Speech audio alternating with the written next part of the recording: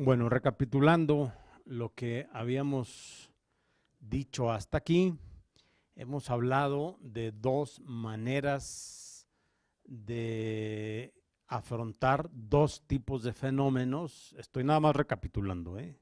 Dos maneras de afrontar dos tipos de fenómenos que se dan en la realidad, que son, ¿se acuerdan? Apodíctico, pensamiento apodíctico y pensamiento aporético. Esto es importante porque atiende, como he dicho, a distintos tipos de fenómenos. El apodíctico a los fenómenos derivados de la necesidad, es decir, de aquello que tiene que ser siempre del mismo modo y no puede variar, como las leyes de la física. O aporético es la forma de afrontar racionalmente o de pensar los problemas. Y cuando digo los problemas, estoy hablando de la inmensa variedad de problemas que pueden ser de muchos modos distintos. Cualquier, digamos, eventualidad o suceso cambiante, pues tiene que ser afrontado así con el pensamiento aporético. Ahora, vimos también que en la clase pasada hablábamos, ¿se acuerdan ustedes? Tomando como referencia una imagen que es la figura de la ocasión, ¿no? Una figura antigua que usaban los romanos para expresar ese modo de comportarse frente a la variabilidad, frente a lo cambiante. Y ese modo de comportarse, pues es que cuando se tiene la ocasión frente a sí, hay que aprovecharla, porque la ocasión pasa y es muy probable que no vuelva. Tan probable que, como habíamos también dicho, que se representa en la iconografía política tradicional, se representa este mundo cambiante a través del mar. Y también habíamos dicho que no es que una ola o que golpea en un risco es probable que no se repita. No, no es probable, no se va a volver a repetir, no se va a repetir, perdón. O sea, lo mismo sucede con la vida, ¿no? Nada de lo que les ocurre a ustedes en su vida todos los días, nada se repite. Lo que hoy fue, mañana no será, y lo que fue ayer no fue hoy ni volverá a ser. Entonces dirán, hombre, en algún aspecto sí, ¿no? Pues precisamente lo único que nos queda para, para contar, para tener herramientas para afrontar la realidad cambiante es la experiencia de los lugares comunes. ¿Han oído esa expresión de los lugares comunes? Normalmente cuando hablamos de lugares comunes es temas sobre los que se vuelve y se vuelve y se vuelve, ¿no? Por ejemplo, si ustedes están discutiendo y dicen, están discutiendo sobre la ética pública y alguien dice, es que los políticos son corruptos. Pero eso no, o sea, ¿ese qué argumento es? O sea, ese no es un argumento. Y decimos, es un lugar común. ¿Qué quiere decir eso? Un tema recurrente en el que todo el mundo cae y que a veces es fácil recurrir a los lugares comunes para salir del paso. ¿Sí me explico? Ustedes en su trabajo tienen sus propios lugares comunes, en su conversación tienen sus lugares comunes, ¿no? Que cuando ya no hayan que hacer, recurren siempre, pues no sé, a la típica historia de que un día, acuérdate que nosotros en nuestra familia siempre hemos hecho las cosas así. Es un lugar común, ¿no? Entonces, un lugar común, insisto, es un tema recurrente. Muchísimas gracias, Gamoli. Un lugar común es un tema recurrente, ¿verdad?, en el que caemos. Por tanto, he dicho que ante la variabilidad de los eventos, ante la cambiante realidad de los problemas, no tenemos, tenemos que tener un recurso para resolverlos. Y ese recurso, puesto que no es una ley que resuelva todos los otros problemas, puesto que cada problema tiene su propio matiz de variabilidad, pues entonces lo que hacemos es buscar lugares comunes, es decir, experiencias que podamos decir, bien, el día de hoy no fue igual que el de ayer, ni el de ayer igual que el de antes de ayer. Sin embargo, ¿qué sí tienen en común que me permite establecer algunos, digamos, índices, ¿no?, de probabilidad y de previsión? Por ejemplo, el hecho de si usted viene en transporte público o privado. Ya, ahí está un primer dato, ¿no? Todos los días son variables, sí, pero al venir en transporte público hay algo que no cambia. ¿Y qué es lo que no cambia? Que, pues que pasa normalmente entre 8:30 y 9. Allá tiene usted un lugar común, ¿verdad? Un tema o un aspecto en el que dentro de esa variabilidad, que cada día, insisto, es distinto para usted, hay cosas que sí se parecen, ¿no? Hay temas que sí vuelve uno sobre ellos.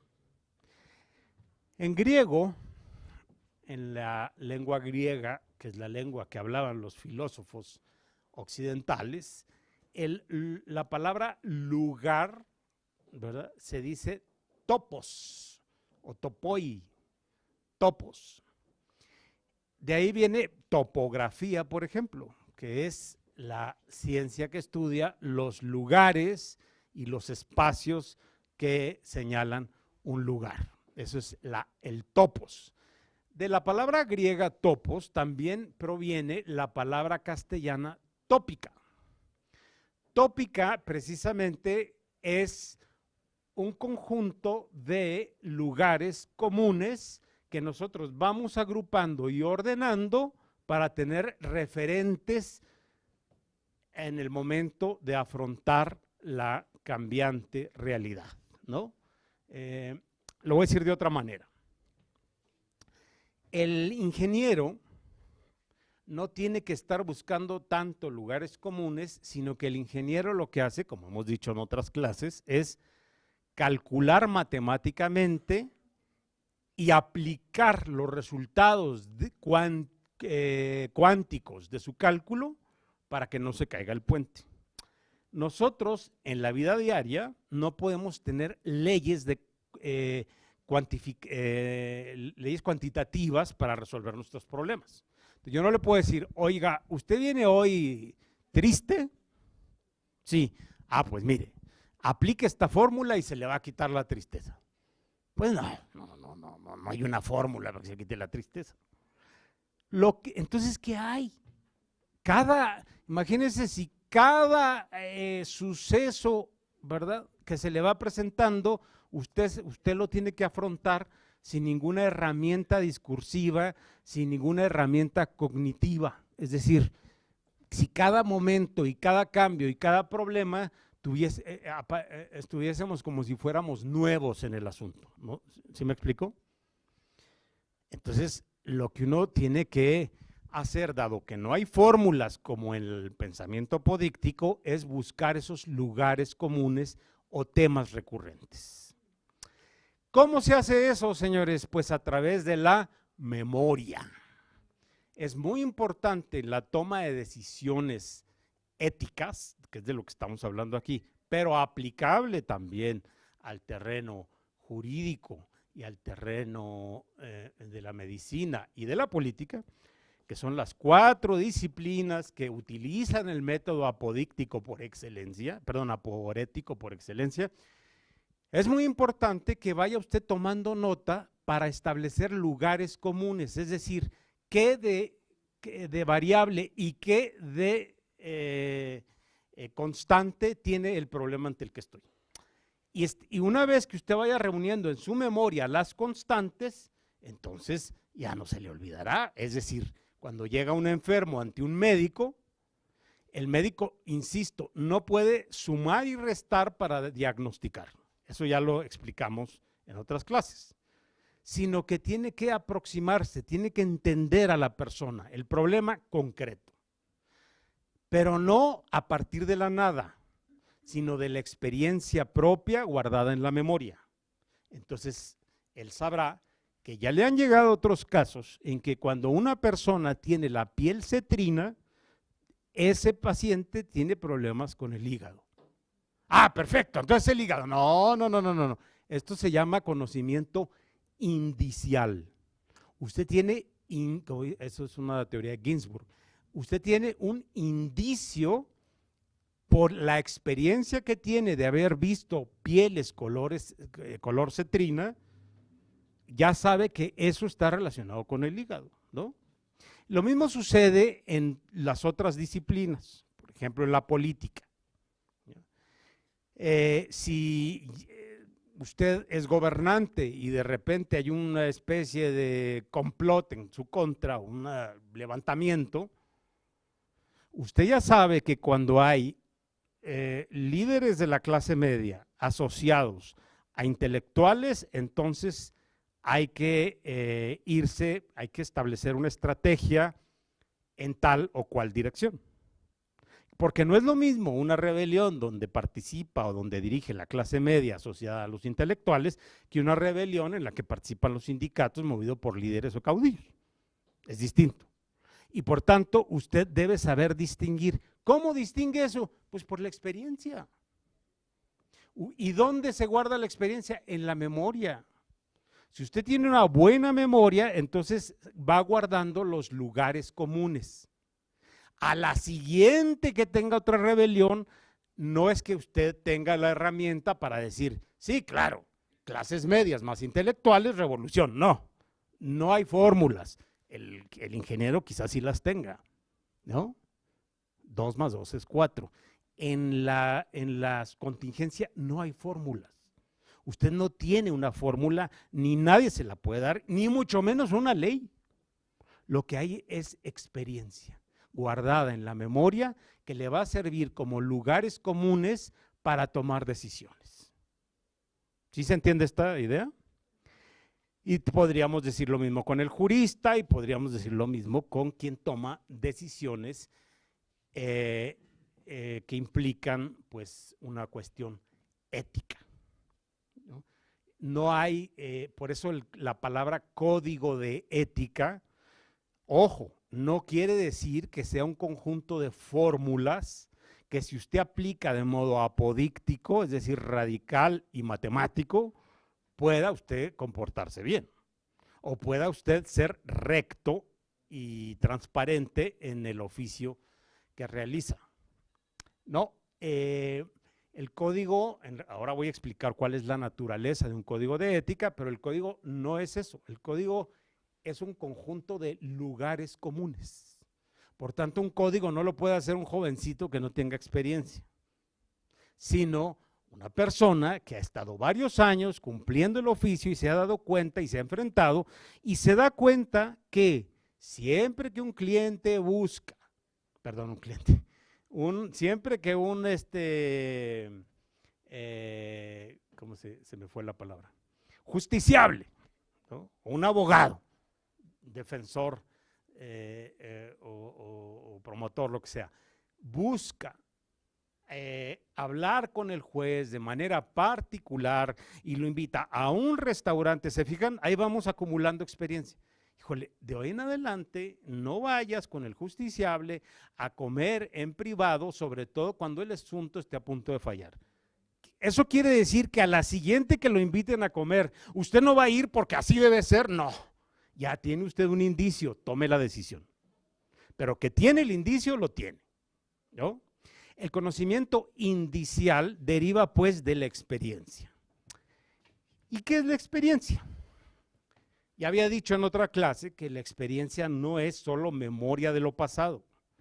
La experiencia es conocimiento. Usted puede tener en la memoria muchos datos y puede ser usted un erudito, como sabe datos este cuate. Pero si no los sabe concatenar de manera lógica y trabajar y transformarlos en conocimiento, porque no es lo mismo información que conocimiento, ¿no? A Internet, por ejemplo, tiene acceso quien sea. Ahora, no cualquiera puede escribir un libro, ¿verdad?, basado en Google, que se puede hacer, porque el Internet es una maravilla donde usted puede encontrar lo que sea. Y hay gente que dice, sí, el problema es dónde encontrarlo. No, no, no. El problema es cómo concatenarlo a través de indicios, es decir, de experiencia y cultura, para poder, ¿verdad?, unir los datos. De nada sirve esa información si no se transforma en conocimiento. Pues bien, la experiencia, señores, no son datos que tengamos en la memoria. La experiencia es los datos que tenemos ordenados y transformados en un conocimiento, es decir, en una episteme, ¿no?, en un modelo de conocimiento. Así se llama, epistemología, es la ciencia que estudia el conocimiento. Bueno, en una episteme, ¿no? Ahora bien, ¿cómo se transforma la experiencia en conocimiento? Hay fundamentalmente dos maneras de transformar la experiencia, perdón, el pasado o la memoria de lo pasado, de lo que nos ha ocurrido, en conocimiento para que sea experiencia. Sí, me aclaro, por si hay dudas. Repito, hay dos maneras de transformar el pasado que guardamos en la memoria en conocimiento. Es decir, que no nomás sean datos acumulados, porque entonces eso, digamos, no tiene utilidad cuando usted se enfrenta a los problemas. Y decíamos, cuando eso se transforma en conocimiento se llama experiencia. Y las fuentes de la experiencia para la toma de decisiones en el ámbito aporético, es decir, en el ámbito de los problemas que cambian y varían constantemente, son dos. Una, la experiencia propia, es decir, lo que a usted le haya pasado. Por eso, señores, hay algo que los que somos profesores y tenemos más de 50 años, pues sí, por más que cuando da uno clases en la licenciatura, por más que quiera transmitirle al alumno ciertos conocimientos, hay una parte que no la puedo transmitir, porque el joven no tiene, digamos, los referentes empíricos o experienciales para captarlo. Usted, los que son padres de familia, le pueden transmitir a su hijo lo que a usted les ha pasado, pero de manera limitada. ¿A qué me refiero de manera limitada? Ahora esa luz, yo creo que me coloqué mal, ¿verdad? Ahí está, perdón. ¿A qué me refiero de manera limitada? Pues a que el niño tiene, incluso como dice Wittgenstein, el lenguaje, hasta donde su lenguaje llegue, puede él ser capaz de comprender. Entonces, si usted le dice al niño, mira niño, imagínese que le diga a su hijo de 9 años, en la vida te vas a enfrentar con problemas necesarios y contingentes. O sea, olvídese, porque su lenguaje no es capaz de captar esas categorías. Insisto, a la experiencia personal no la sustituye nadie, ni nadie. Claro, luego dicen, el problema es que cuando uno ya tiene experiencia de las cosas, ¿no? Como dicen, el que tiene no puede y el que puede no tiene, ¿no? Resulta que en los cargos públicos, por ejemplo, usted dice, caray, ya han pasado los años y ahora sé muy bien cómo funcionan estas cuestiones dentro del sector público. Pues sí, pero resulta que ya se va a jubilar o que, ¿no? O que ya no tiene el cargo jerárquico que tenía antes para tomar cierto tipo de decisiones. La experiencia ciertamente es algo que la personal, la vivida, es algo que se va acumulando con los años y efectivamente, cuando uno está joven tiene mucha vitalidad, mucha energía, mucha creatividad. En la medida en que uno va pues ganando años con el paso del tiempo, a lo mejor pierdes creatividad, pero aumentas experiencia, es decir, memoria de lo pasado transformado en conocimiento. Por eso dicen que la gente entre más años tiene es más sabio, ¿no? Y sí es cierto. Yo he conocido a gente que no tiene ni doctorado, ni maestría, ni licenciatura, ni secundaria y a veces ni primaria, y sin embargo tienen una capacidad de transformar su experiencia y de captar ciertas cosas, no solo por la vía racional, sino por la vía emocional, que terminan siendo sabias, gentes con una experiencia de la vida, ¿verdad?, asombrosa, ¿no? Yo se los voy a decir, yo estudié historia en la UNAM y estudié historia en Chile y he escrito libros de historia y tal. La mejor definición que he oído yo de historia es de una campesina, ¿verdad?, a la que le pregunté, le dije a qué me dedicaba y no, de hecho ni le pregunté, le dije a qué me dedicaba y ella lo tradujo a sus propios términos, lo que ella entendía por historia, y verdaderamente me impactó. Una mujer sin primaria, o habrá hecho los 3 primeros años de la primaria. Y una forma de conceptualizar la historia que no proviene de abstracciones ni de conocimientos eruditos, sino de la experiencia bien aprovechada, acumulada y ordenada. Bien. Bien, el problema es que si nos quedáramos con esta forma de experiencia, pues entonces usted va a tomar buenas decisiones, decisiones éticas, decisiones correctas, exitosas y asertivas, pues hasta que esté viejo, ¿no? Imagínese usted que yo le diga que para afrontar los problemas, lo que usted no tiene leyes ni fórmulas absolutas, sino lo que tiene es lugares comunes de la memoria transformados en experiencia. Dice, oiga, pues sí, pero de aquí a que yo capte una serie de cosas, pues cuando yo las capte, mira, ¿cuántas de estas nos habrán pasado ya, no?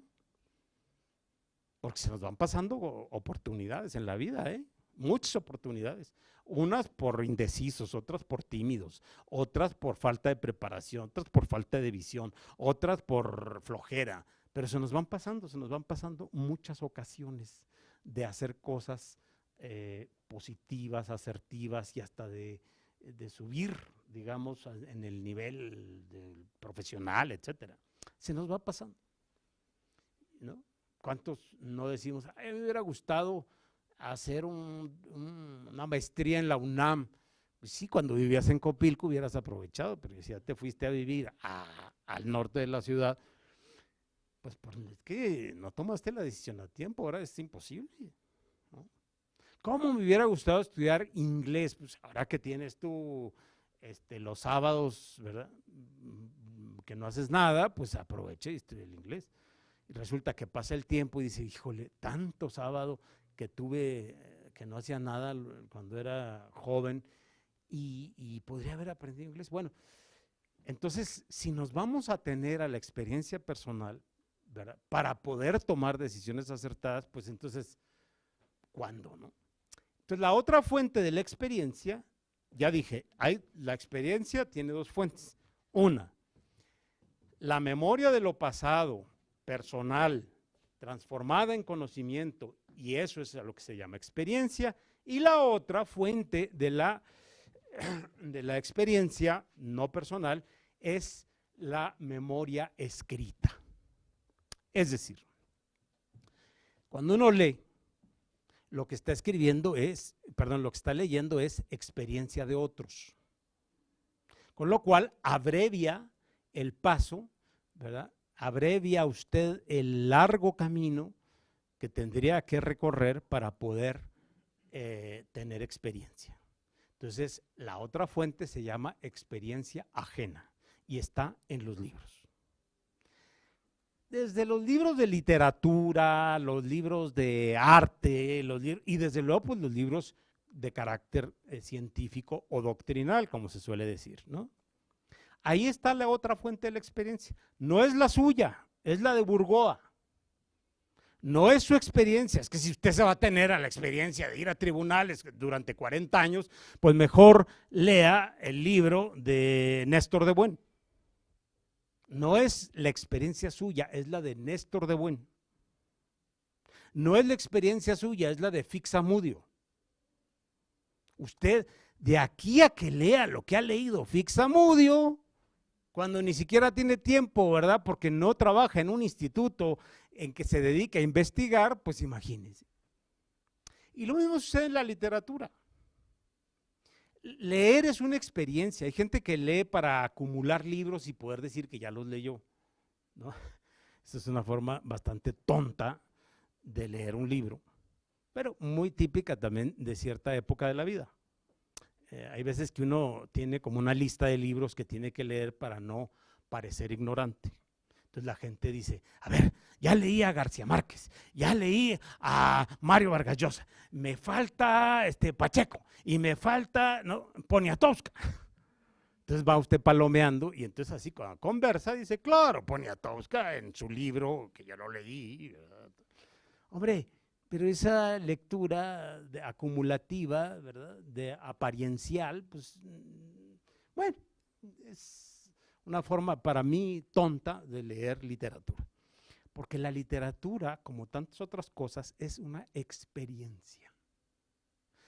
Lo voy a decir de otra forma. Lo importante es leer un libro. No me refiero a libros de ciencia, de los que ya hablé, o de doctrina, sino a libros literarios. La experiencia,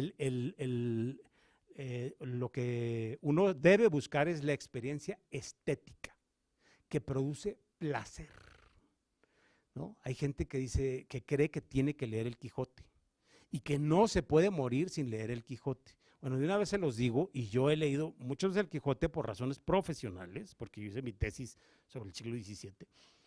Señores, para el no experto, el Quijote es un libro muy pesado. Y no se preocupe, sí puede morirse y no leer el Quijote, ¿no? O lea un resumen y dígalo con sencillez, mira, yo no soy especialista, es muy complejo, el Quijote son 20 historias dentro de una sola, ¿no? Entonces uno ya no sabe si está hablando de la historia que metió en la historia o de la historia del Quijote. Es un libro complejo, pero no es necesario que lo lea, o sea, si lo está leyendo porque tiene que decir que leyó el Quijote, y no está disfrutándolo, pues entonces está usted haciendo una tontería, porque la literatura o goza o deje de leerlo. Yo por eso el libro le doy oportunidad. Yo si en la página veintitantos, ¿no?, es que me costó 200 pesos ahí en la Gandhi, pues me haya costado lo que me haya costado. Me refiero a los libros de literatura. Si a las veintitantas o a las 30 y tantas páginas no acaba de pescarme el libro, pues, ¿por qué voy a perder mi tiempo? Yo compré un libro para disfrutarlo, no para sufrir. Ni tampoco compré un sudoku, compré un libro. O sea que tanto enigma tampoco, ¿no? Eso ya es de gustos. Pero, sin embargo, esa experiencia estética que están ustedes teniendo también es experiencia y también es un modo de conocimiento. ¿Por qué? Porque usted no tiene la capacidad, la sensibilidad de García Márquez para representar el sentimiento más profundo del fracaso de un héroe, como lo que lo hace García Márquez en El general en su laberinto, ¿no? Yo cuando leí ese libro me estremecí. ¿Por qué? Porque yo lo leí a los veintitantos, yo no sabía lo que era, o sí sabía y no me daba cuenta, pues lo que era fracasar, ¿no? Sino que uno en la vida, pues ahí va, yo fracasitos, pero fracasar, ¿no?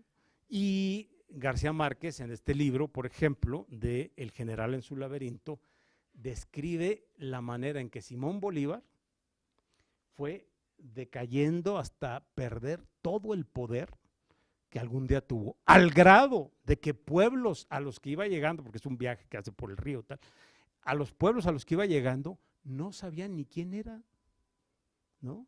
No sabían quién era, ¿no?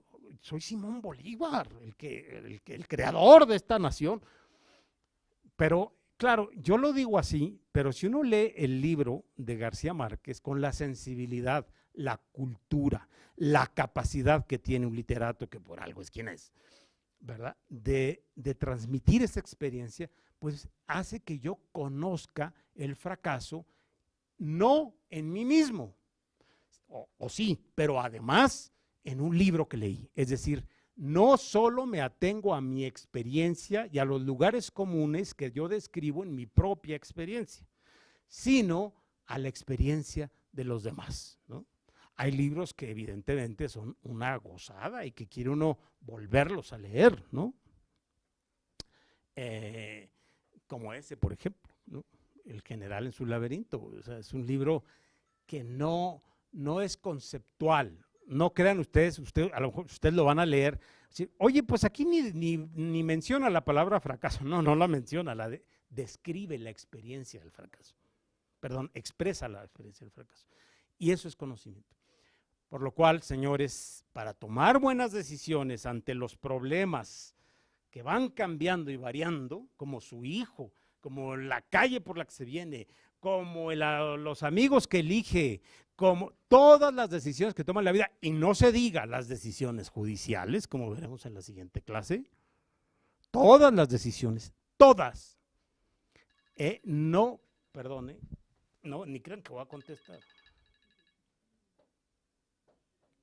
Jamás haría eso.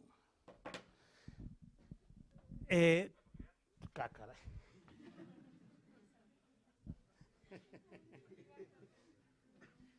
Como que buenos días. Estuvo bueno eso, ¿verdad? A lo mejor fue un espíritu y no fue un tema.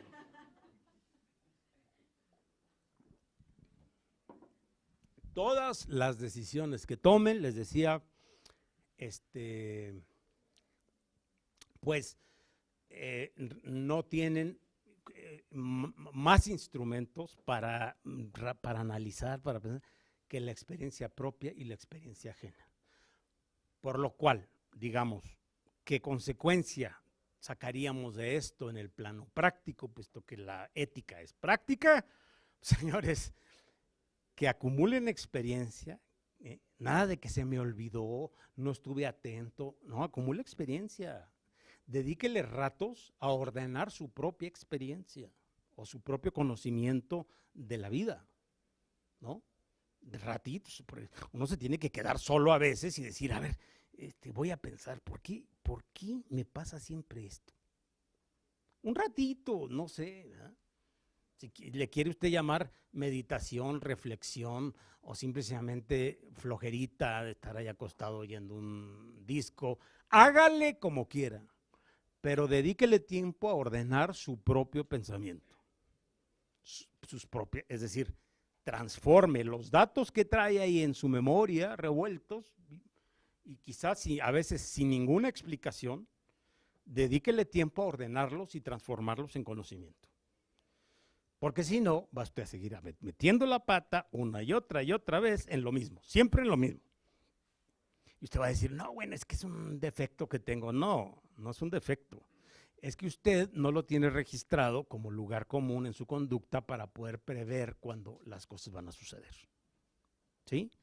Y también, en el plano práctico, esto significa, señores, la necesidad de leer y aumentar el lenguaje con el que hablamos. La cultura no es un adorno, es una exigencia ética. ¿Cómo la ven? Leer libros de lo que sea, leer, el acto de leer. Es decir, lo que en México se hace muy poco, ¿no? El acto de leer es una exigencia ética, para que usted tenga mayores referentes mentales, para que usted tenga un mejor lenguaje. Porque con un lenguaje muy pequeño y muy pobrecito, es muy difícil que usted resuelva bien los problemas porque ni siquiera sabe plantearlos bien. Les voy a poner un ejemplo. El otro día estaba yo en casa de unos amigos y tienen una hija adolescente. Entonces, la hija adolescente dijo, estoy depre.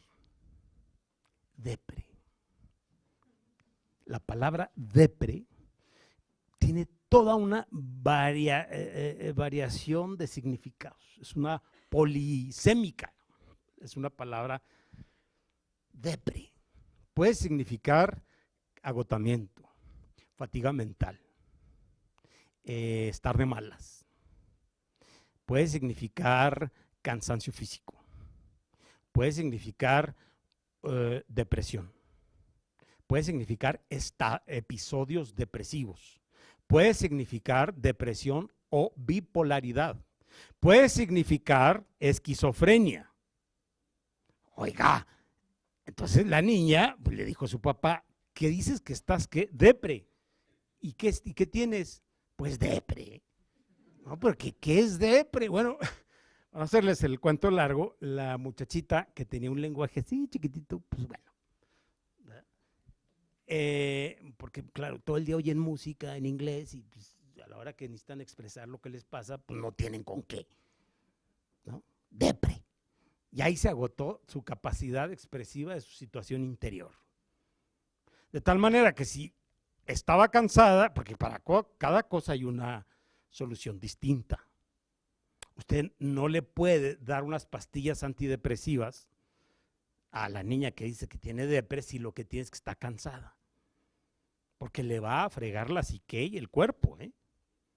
Usted tampoco le puede recomendar que se vaya a dormir un rato si la niña lo que está es a punto de suicidarse por un episodio crítico de bipolaridad.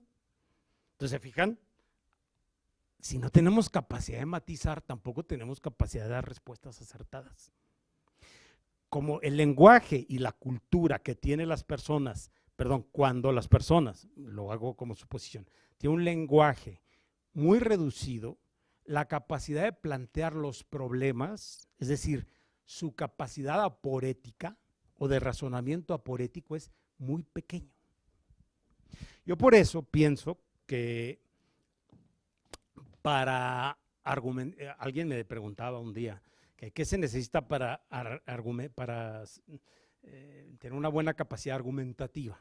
Ahora que se usa tanto la argumentación jurídica. Digo, pues en primer lugar, tener un buen lenguaje.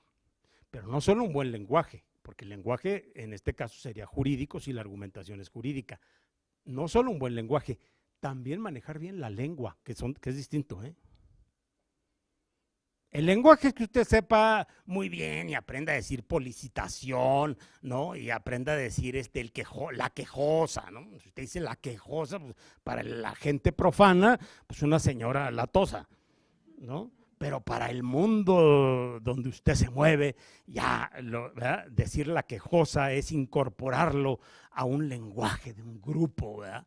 Que maneja un lenguaje especializado y técnico.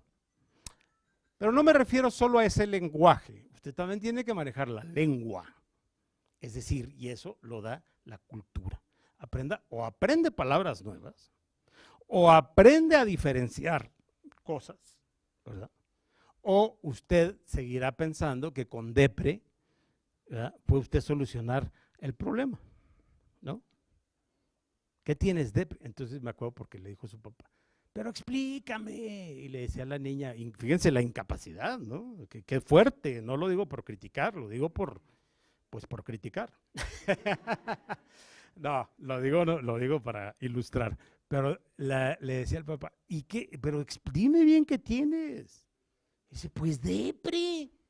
Dice, este papá tonto que no entiende, ¿no? A lo mejor es cáncer, ¿no? Y la niña dice que tiene depre. ¿No?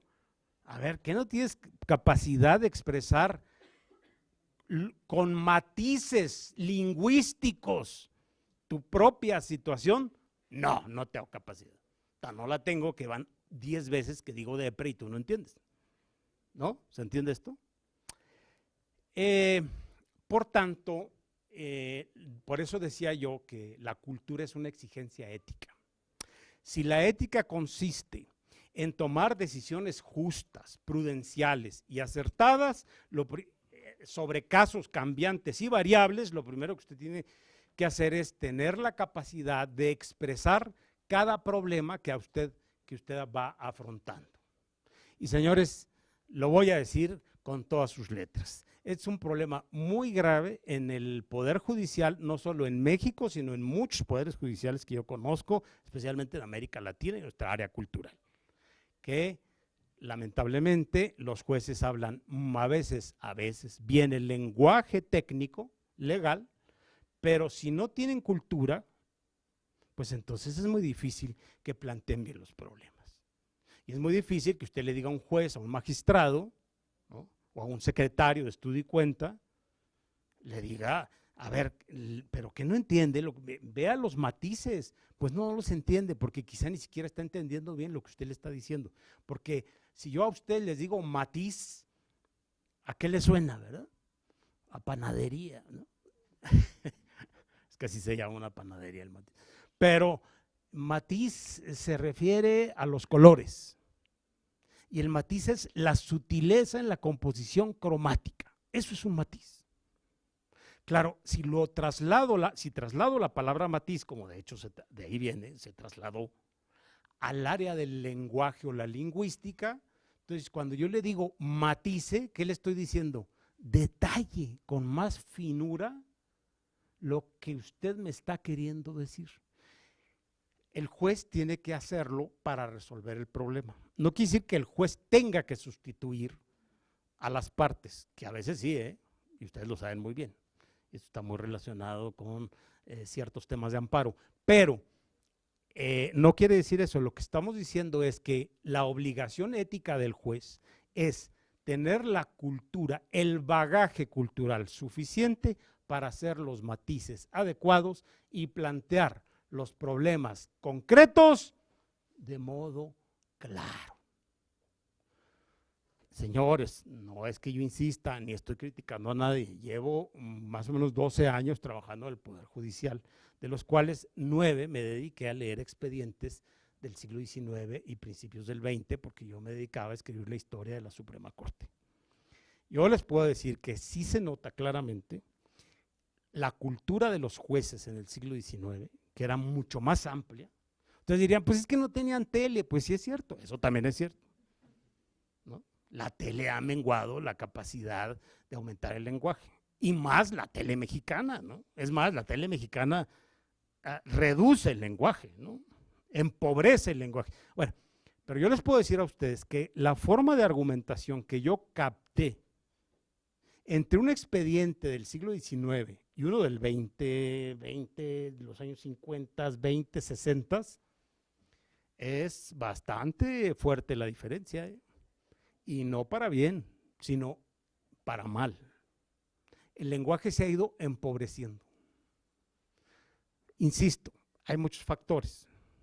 La televisión, el rezago, la complejidad social, hace que los jueces tengan que estar produciendo iteradamente las sentencias, como si fuesen una máquina de producción. Es verdad, sí, todo eso es real y son problemas, pero yo estoy hablando ahora de una cualidad ética de quien tiene que juzgar, aplicable a todos ustedes que si no son jueces tienen que tomar decisiones, y si son secretarios de estudio y cuenta, pues sí tienen que juzgar. Entonces, esto es fundamental. Entonces, repitiendo, hay dos fuentes de la experiencia, la propia y la ajena. La propia requiere que usted ordene sus propios conocimientos, la ajena es que lea y que lea con provecho, ¿no? Disfrútelo. Uno no puede ser el mismo antes y después de leer el Quijote, 100 años de soledad. Porque pues, capta uno algo de mexicanidad que uno es incapaz de decirlo. Si usted lee a Octavio Paz, por ejemplo, pues dice, yo soy incapaz de conocer ese aspecto de la realidad, porque la poesía es conocimiento, connotativo y en otro lenguaje, pero es conocimiento. Usted lee poesía, que por supuesto en México nadie lee poesía. Háganlo, pero léanla en voz alta, ¿no? Porque si la poesía se lee en voz baja, ustedes solos ahí en su cuarto, pues se van a quedar dormidos, ¿no? Y no me refiero a Suave Patria, que también está bien, pues, ¿no? No, ni a las llamadas Nervo, me refiero a poesía. Usted la lee en voz alta, va a ver qué ejercicio va a hacer de que, para empezar, se va a dar cuenta de que no sabe, y lo digo de verdad, no es con afán de que no sabe leer bien en voz alta, ¿no?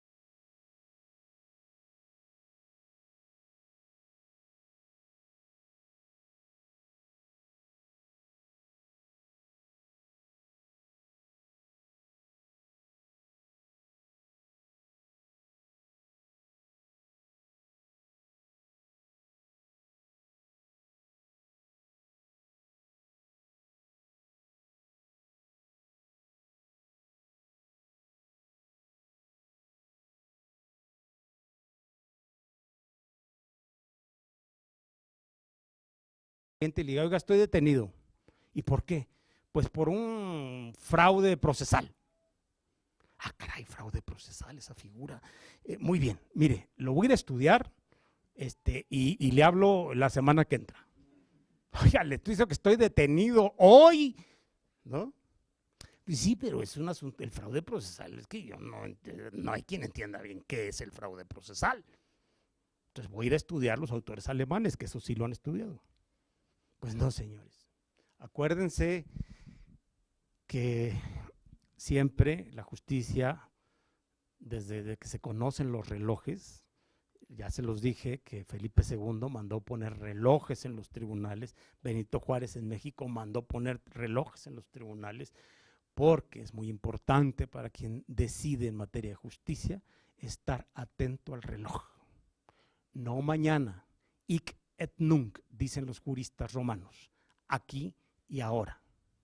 Híjole, pues entonces, ¿cómo le hago con la experiencia? Pues precisamente porque porque el tiempo urge, los juristas de hace muchos años, igual que los filósofos de la ética, igual que los médicos, ¿no? E igual que los políticos, han recurrido a un método para poder hacer uso de la experiencia ajena, ¿no?, cuando el tiempo apremia. ¿Cuál es esa forma a la que han recurrido? Los cuatro, médicos, filósofos. ¿Dónde está contenida la experiencia? Dijimos, la propia, aquí, la ajena en los libros. Hay libros que son fuentes de la ética o libros que son fuentes del derecho, fuentes de la medicina, pero son grandes tratados. Insisto, que pues, no tiene usted tiempo para estarlos leyendo. Imagínese si usted tiene que resolver para mañana un recurso, ¿no?, o proyectar una sentencia y tiene que leer un tratado. Dice, híjole, ya por fin llegué al capítulo 4 donde aquí abordan el asunto. Aquí está la respuesta. Sí, cuate, nada más que ya pasaron 3 semanas para que llegaras al capítulo 4. ¿Por qué? Porque si no leías el tercero, no ibas a entender el cuarto, si no leías el cuarto.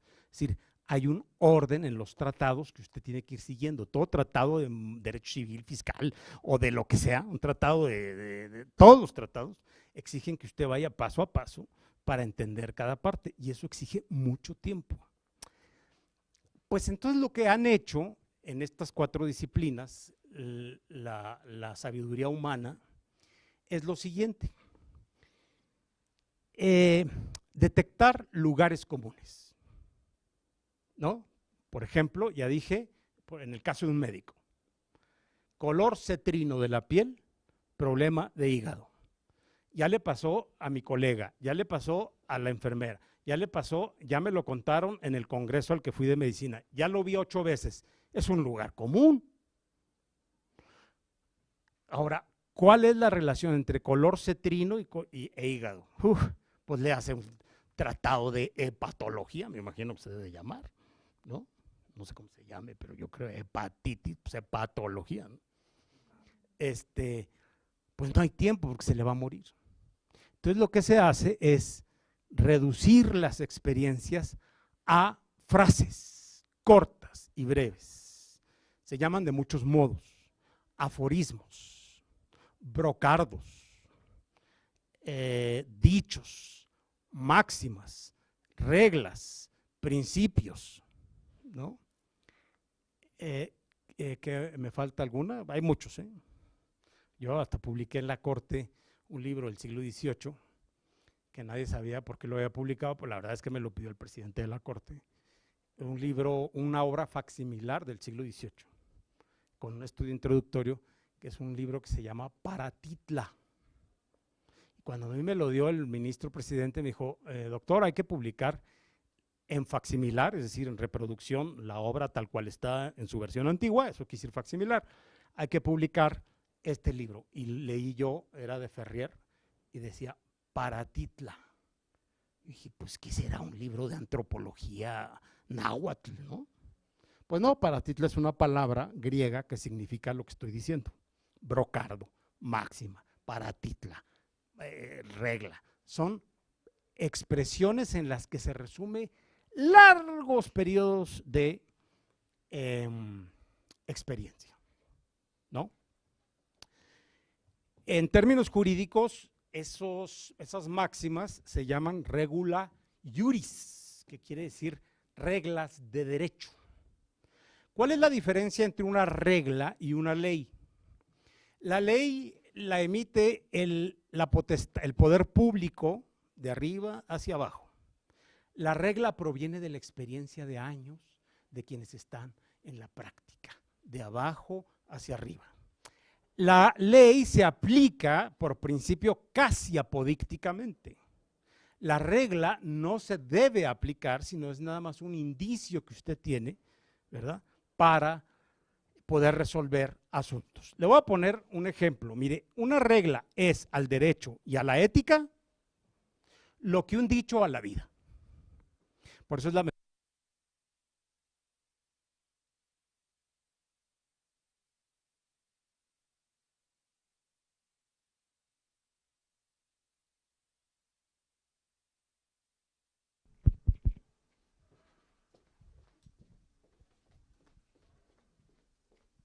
hubiera aprovechado para decir cosas.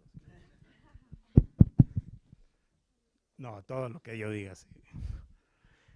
Decíamos, una regla que es una máxima que resume muchas experiencias, es al derecho y a la ética lo que un dicho a la vida.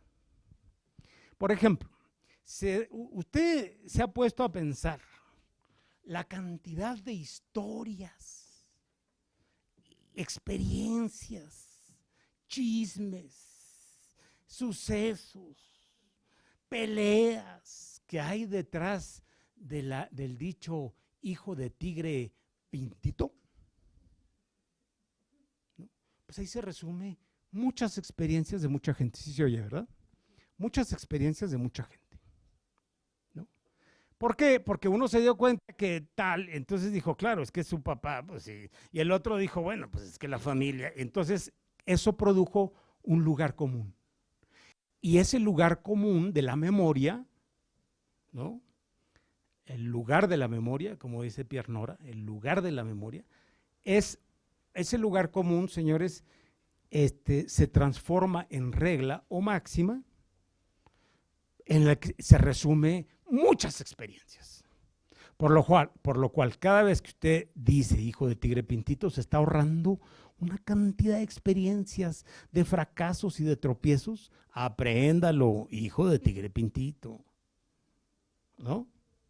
O dime con quién andas y te diré quién eres. Las reglas no tienen un valor apodíctico. No quiere decir que si usted se junta con un narco, sea usted narco. Eso es apodíctico. No. Tienen un valor indicial, ¿no? Es un lugar común y tiene un valor indicial. A ver, el hecho de que usted sepa que hijo de tigre pintito, o dime con quién andas y te diré quién eres, o no por mucho madrugar, ¿cómo es? Amanece más temprano, todo eso, señores, son síntesis, máximas, aforismos, principios derivados de la experiencia de muchas personas, ¿no? Por desgracia, insisto, en México ya nadie dice dichos. Ya decimos muy, muy poquitos dichos. Y eso, señores, afecta a la sabiduría popular, ¿eh? Porque los dichos nos hacían más sabios. Y ahora que la gente utiliza a un jovencito adolescente, hijo de tigre pintito, oye, ¿qué te pasa? ¿Y eso qué es? ¿O qué? ¿Estás loco o qué? ¿No? Todavía, yo me acuerdo porque mi madre, que en paz descanse, decía muchos dichos. Y cuando uno se reía de que decía muchos dichos, siempre había un dicho de dichos, que decía algo así como dicho corto, evangelio pequeño, o algo así, como decir, pues es que los dichos resumen muchas bondades de la vida, ¿no? Para que no tengas que volver a caer, ¿no? Incluso hay un programa pedagógico que leí yo el otro día de alguien, no sé de quién, de algún mexicano, que propone que en las escuelas se enseñen dichos, lo cual me parece una propuesta sabia. ¿Por qué? Porque los dichos encierran experiencias seculares, es decir, de siglos, milenarias. ¿De dónde vendrá hijo de tigre pintito? Hay una disciplina que se llama paremiología, que la cultivan mucho aquí en el Colegio de Michoacán, por ejemplo. Hay libros de paremiología, que es la ciencia que estudia los dichos. Pero es una ciencia muy compleja, porque de dónde vengan los dichos, pues quién sabe. Es más, yo creo que es mejor que no se sepa de dónde vienen, porque lo importante es lo que resumen, no de dónde vienen. ¿De dónde vienen? Pues de que un día Juan Pérez se dio cuenta que Juan Hernández era hijo de Pablo Hernández y estaba repitiendo patrones. Y por tanto, hijo de tigre pintito. ¿Para qué? ¿No? Ahora, ¿cuánto le ahorra saber dichos de lectura, de experiencia, ojo, y de fracasos en las decisiones? Bueno, lo que es un dicho a la vida es una regla a la ética. La ética no tiene leyes. Yo no puedo decir de modo apodíctico, esto es contrario a la ética y esto es ético. Lo que puedo hacer es tener indicios a través de la elaboración de reglas, pero esas reglas vienen de una larga experiencia, ¿no? Por ejemplo, una regla de imparcialidad judicial. ¿De dónde viene? Uy, señores, pues ¿de dónde vendrá? Yo les aseguro que las reglas que se refieren a la imparcialidad judicial y que se expresan en forma de dichos o reglas, ¿verdad? Pues tienen un origen por lo menos más de 2000 años, de que la gente se viene dando cuenta que el juez no tiene que tomar partido, que el juez tiene que mantener una objetividad, que el juez tiene que mantener una independencia, y la independencia se vincula con la objetividad, la imparcialidad, y de ahí se elaboran dichos, que en el caso de la ética, y por ejemplo los códigos de ética, se llaman reglas. Las reglas, si te dicen el know-how, perdón por el anglicismo, regla que te dice, que te da luces para saber qué hacer. Luces, no hay de otra ni modo. La vida cambia, ¿qué quiere? ¿Que le dé leyes? Pues no las hay, ¿eh? No hay la ley general de la felicidad humana. Aplique el artículo 34, fracción cuarta, y va a ser usted feliz. ¿De qué? Pues de la ley general de la felicidad humana. Pues no, ¿verdad? ¿Qué hay? Indicios, experiencias para saber cómo hacerle para ser feliz o no ser tan desgraciado en esta vida, ¿no? Bueno, en el derecho sucede lo mismo que en la ética, y sucede lo mismo que en la vida con los dichos o que en las reglas éticas. En el derecho hay una larga experiencia derivada de una larga historia de juristas que han razonado para resolver muchos problemas.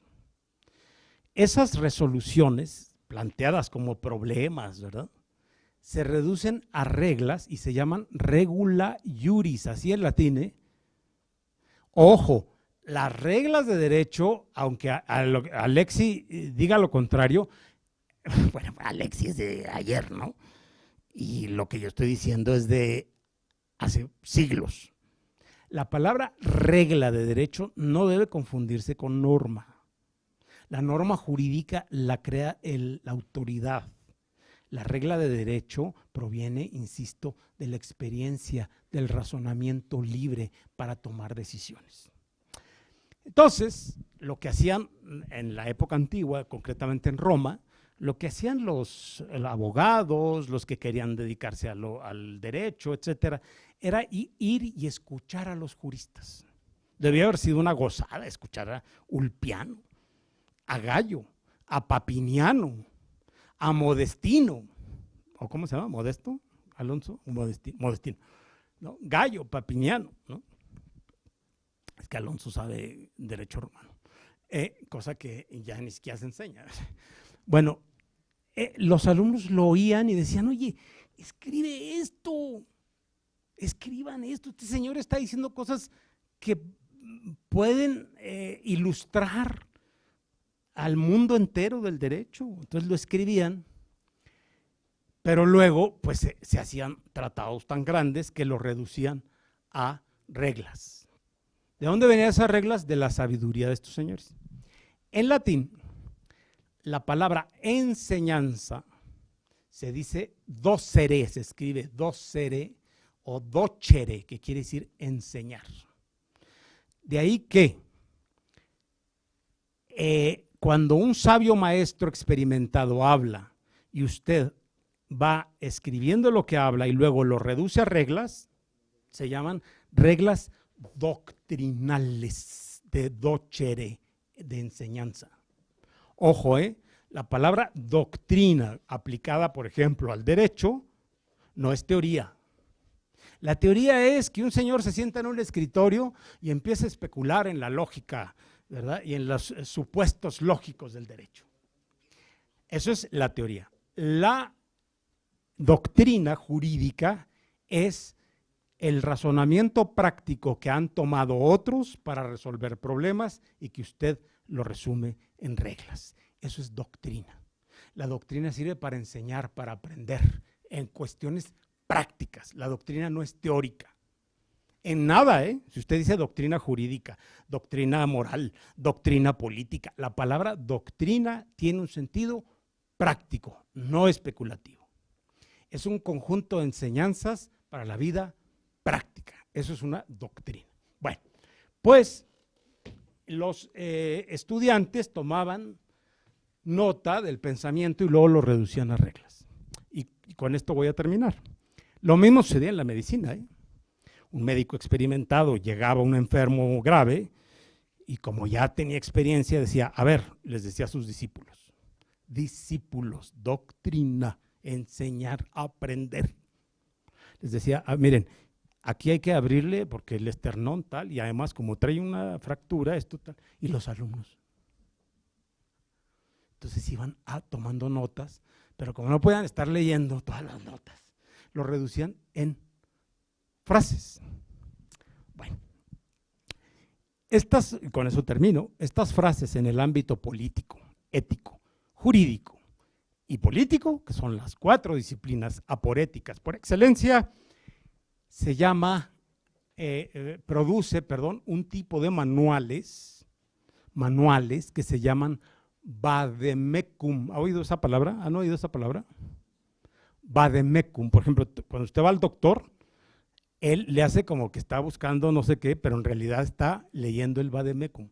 Abre el cajón así discretamente y dice, déjeme ver qué medicina está viendo el vademecum. ¿Qué es el vademecum? Lo mismo que las reglas de derecho, lo mismo que los códigos de ética, lo mismo que, las reglas de decisiones políticas, ¿no? O máximas y aforismos políticos. El vademecum es un librito en el que se contiene mucha experiencia que le sirve como indicio para casos similares. La palabra vademecum es una palabra latina que ya se tradujo al castellano y se dice así, vademecum. Es una palabra que significa vade, quiere decir va, me, yo, cum, con. Entonces, es un librito que lo puedo traer aquí. Un librito chiquito. Eso es un vademecum. Librito chiquito. Si el vademecum es así, o tiene 8 volúmenes, no es vademecum, ¿no? El vademecum es un librito que usted trae aquí, ¿no? Va conmigo. Lo puede traer. Tiene que ser chiquito. Y no puede no puede contener razonamientos como de un tratado. Son puras reglas. Incluso se enumeran, ¿eh? 1, 2, y se ordenan alfabéticamente. Para que usted no tenga que leer todo el vademecum, sino que si usted dice, ay, este señor con la piel cetrina tiene un problema de hígado, pues se va usted a la letra H de hígado. No tiene que leer el capítulo primero, corazón, capítulo segundo, arterias, capítulo… No, hígado. Y lo busca rápido porque son 6 o 20 reglas sobre el hígado. Aquí está. Hígado que produce piel cetrina está podrido. No sé. Estoy inventando, ¿no? Pero es una regla. Que además el chiste es que se diga para que usted se la aprenda, ¿no? Y entonces usted trae el vademecum. Pues esa función tiene para el abogado un libro de regula iuris.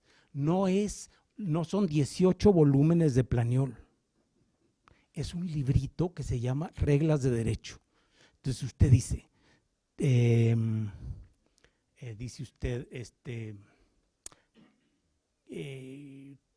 oportunidad, o está usted con un asunto en el que se le está diciendo que usted entregó a destiempo un curso, una promoción. Usted se va al librito de reglas de derecho y dice, tiempo, T, la letra T. No se vaya a la A, ni a la B, T. Usted lo que necesita es resolver aquí para pelearse. Se está peleando y el librito es rápido. Tiempo. Primero en tiempo, primero en derecho. Ahí está. Este es el argumento que me sirve en este caso. ¿Me podrían servir otros? Sí, pero este es el que se adecuó a este caso. Entonces le digo, mire, señor juez, primero en tiempo, primero en derecho. ¿Se imaginan la cantidad de historias que hay detrás del aforismo, primero en tiempo, primero en derecho? Pero para que usted llegue a entender eso, tendría que haber leído 78 libros que hablan de cuestiones relacionadas con el tiempo, ¿no? Caducidad, caducidad de la instancia, todo lo que se refiere al tiempo. Pero como no hay tiempo, entonces usted saca su librito y busca tiempo. Primero en tiempo, primero en derecho. El abogado saca un librito, perdón, el médico, se llama vademecum, ¿no? Hígado, H, tal. El político es un poco más complicado, pero también hay, por supuesto, máximas y aforismos para el político. El libro El Príncipe de Maquiavelo no está numerado, ni está tematizado, ni se puede considerar un libro como los que estoy diciendo de vademecum, pero pues es un libro chiquitito, ya por lo menos el tamaño tiene, ¿no? Luego se hicieron muchos libros para los políticos que se llamaban máximas y aforismos de prudencia política. Entonces usted decía, rebelión, se sacaba su librito. Los hay, ¿eh? Baltasar Gracián es uno de ellos. Cómprenlo, ahí los venden en todos lados, se llama El arte de la prudencia.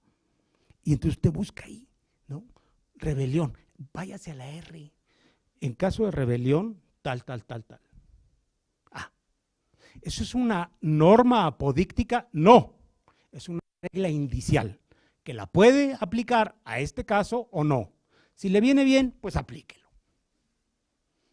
¿Se entiende esto? Bueno, pues con el vademecum dejamos esta clase y nos vemos mañana.